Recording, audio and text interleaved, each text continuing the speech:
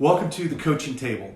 I'm Thomas Thompson, leadership coach with Lead Self, Lead Others. And the Coaching Table is a new weekly leadership tool I'm launching to help leaders like you have the conversations that you're not having so we can keep your story moving forward.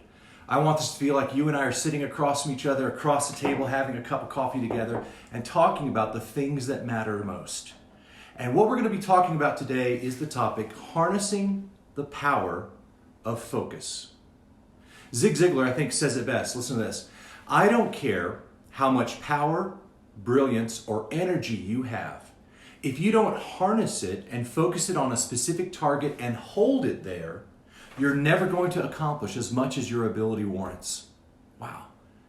I see this all the time in the clients with whom I work. Their intention is to lead well, but if they can't lead themselves to stay focused on who and what matters most, they're always falling short of where they know they could go. If we're not intentional with our minds, we're going to end up giving our focus away to whatever demands its attention. Now, I don't have to explain to you how crazy this year has been, and I have felt this pressure more than ever on my focus. Scrolling through my news feed, having my family's routines changed almost weekly, wondering what's going to happen next, and we are being bombarded with demands for our attention. And it's fracturing our focus, and it's hindering our ability to direct our lives towards what matters most. Now, here's the good news. God wants to help us with this. In Romans chapter 12, verse 2, it says this, "Don't copy the behavior and customs of this world, but let God transform you into a new person by changing the way that you think." In other words, don't let your mind be molded and drawn away by the demands that this world is putting on your attention, but instead let God transform you into a new person, and look how he does it, by changing the way that you think, by changing where you direct your focus. Now, what are some areas that require focus for us? Well, in a survey that Lead Self, Lead Others did with over 2,000 respondents, people tallied the 5 top most important areas of their life that required some intentionality. And it was these 5: your habits, your health, your relationships, your money, and your time. And it's no coincidence that these are 5 things God has entrusted every one of us with. God has created you uniquely. And he's given you the unique stewardship of these 5 things in your life.